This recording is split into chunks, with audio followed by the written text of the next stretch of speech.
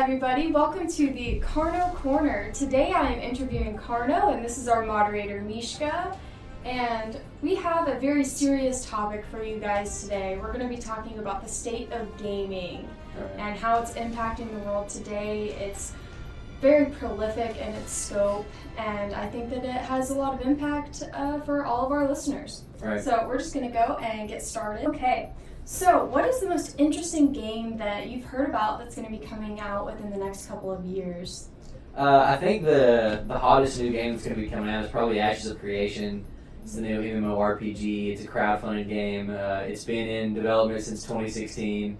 There's been multiple non-MDA betas. A lot of big names have gravitated to it. It's kind of an older school MMORPG trying to revitalize that MMO scene and kind of get us back to our roots of World of Warcraft, the old school RuneScape, Guild Wars kind of days. So it'll be interesting to see, and hopefully whenever it launches next year or the year after, live up to all the hype. Okay, that sounds fantastic. And I think Dan is telling me here that we have a question from the audience. Yes, I believe that this was Yakaholics. He has asked, what game has been the most disappointing for you within the last year that you've played? The most disappointing game, I think, is... I would instantly go to say COD, Call of Duty, because Call of Duty has historically been a letdown with the rampant hacking and just poor game design. However, I don't know if it takes the cake for most disappointing game in the past year. World of Warcraft, the Burning Crusade launch was good. However, the disappointment then came with the in-game and all the allegations with Blizzard Activision. I would say that's a tough one. I don't know if there's really it's been kind of a disappointing year as a whole in gaming. There's definitely hasn't been a lot of new or groundbreaking things to really hit the scene. So I would say probably the most disappointing would be the allegations surrounding Activision Blizzard, but the biggest letdown would probably be Call of Duty, because Warzone has so much potential to be a great and wonderful game and has so much potential to really kind of monopolize the Battle Royale scene, and yet it's kind of just dropped the ball at every chance it's gotten. So that would probably be my go-to. Okay, so piggybacking off of that then, where do you see COD going within the next year? Do you think that they can remedy all of the issues that they've created? Can they? Yes. Will they? Probably not. To fix that would require to actually pay their workers a livable wage, which, as we know, cuts into profits pretty hard. We definitely don't want to cut into profits too much, or they wouldn't. Excuse me, I can't speak for them. However, could they? Yes, it probably wouldn't be too terrible to implement some sound hardware banning and IP banning to at least alleviate some of that with hacking and cheating, things like that. Also just balancing game design, coding, things like that. I'm sure that they could bring in some developers, some people to really fix that, get it on the ground, get some developers in there that know what they're doing, have a passion for the game, and would effectively monopolize the Battle Royale genre. But they're already in first place, so why invest more resources into that? If you're already winning, why not just continue to show up the half-baked product? So could they? Yes. Will they? Probably not. Okay, so if there is no end to hacking and all of these issues are not getting remedied, how do you think that that's going to be affecting the young gamers in our community? I think we've already seen some pretty clear examples of that. A lot of the younger kids are not only stream sniping big streamers to try and get their 3 seconds of fame on the screen, but they'll also, we've seen multiple times in Reddits and Discords and on Twitch of people downloading hacks and just going and stream sniping big streamers, so because they know that the streamer can't beat them or the content creator.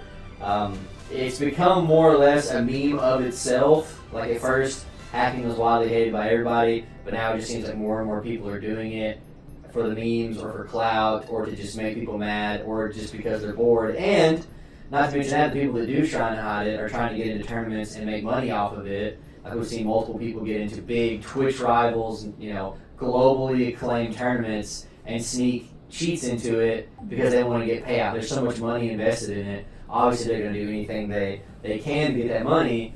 Just goes like that old saying, cheating, you're not competing. So I can definitely see where people are just going to keep, and like as the younger generation sees it, they're going to keep downloading hacks and moving forward with it. Okay, so do you think that stream sniping and hacking will kill COD, or do you think it'll live forever? I think it'll just kind of become part of it, just like camping or people, utilizing gimmicky game mechanics. It'll just become another facet of a gimmick of COD, just like slide canceling and double tapping weapon swap or doing 360s or like it'll always just become a gimmick of the Call of Duty community, and eventually it'll just be another staple of the game. It's not going to go anywhere anytime soon. And again, that would just require more investment of resources, time, and money to mediate that.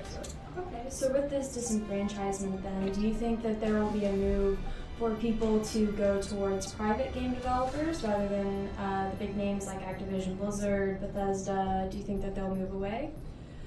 I'm not sure if they'll move away from the AAA titles because that money typically does, more money leads to better game design usually. We have seen some outliers in that, but I think the true test will be how fast can indie game developers or more smaller studios, how fast can they learn the technology and procedures of the big guys, and can they apply it with a big enough budget?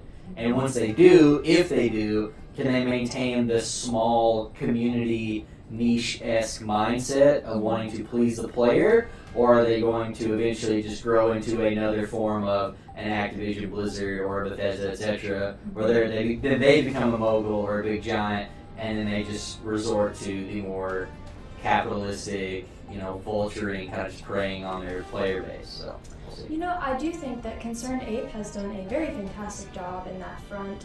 He was the singular developer of Stardew Valley, the well-renowned game. I think that, he's continued to keep the community very involved within all of the development. He's putting out more patches, he's putting out more updates for people. He's giving the people what they want, and he has really stuck true to his principles. And it's amazing that he made the game all by himself. Yeah. So I personally feel like we could see some great things from him in the future. You're not wrong. But moving right along, so I guess Dan is wanting me to ask, just for his personal interest, is Activision Blizzard dead in your mind?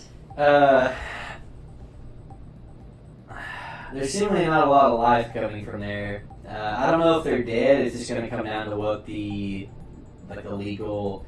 They've already settled one case for $18 million, a small $18 million.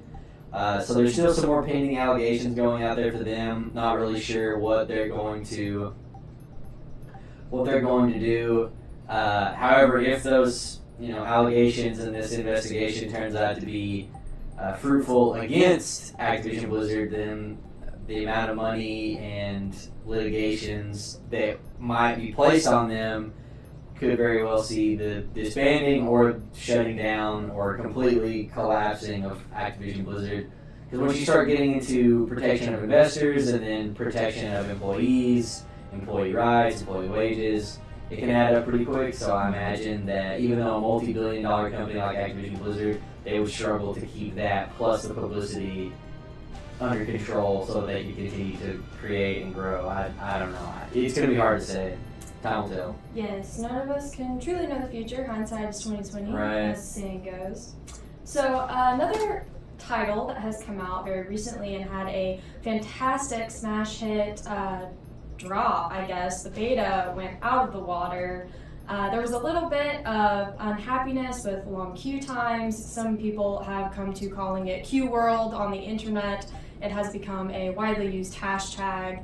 It's really been a phenomenon, How do you think that New World stands up against these other big name titles for longevity game-wise? I think that New World has the potential for longevity, but will they capitalize on it? It's hard to say. The game's been out for just a few weeks, and some players are already getting bored and burnt out and quitting. there's not a lot of content. It's more or less just repetitive theme park style content. So you just go to a place, you do the thing, and then you go to another place and do the same thing, all the way up to level 60. And then when you hit level 60, there's nothing really to do. So it's kind of hard to say.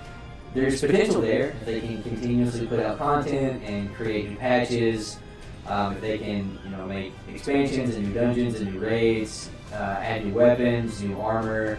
The game could stay healthy for a while, but just how the game is set up, I'm not sure once players reach max in both level and in crafting, really what else there is to do besides just wait for the next expansion and then get to that highest level and then wait for the next expansion and then rinse repeat. So potentially yes, but I don't foresee it being a long-term game. I think it might be kind of a flash in the pan for about 6 to 9 months, and then it just kind of dissipates after that. Well, that's quite unfortunate for such a quick rise to fame, quick fall, as they say. Right.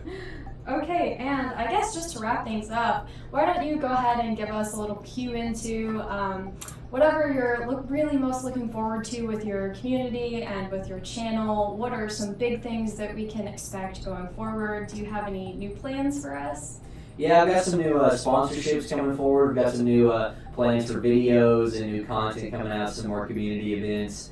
I can't say a lot about what our new sponsorships are going to be at this time. However, all I can say is just stay tuned, stay posted, and drink your Pepsi. All right, well, thank you, everybody. And this has been Carno with the Carno Corner. And Mishka has definitely held the fort down back there. So thank you for listening, and we will be back next week with a thrilling new episode. We are out.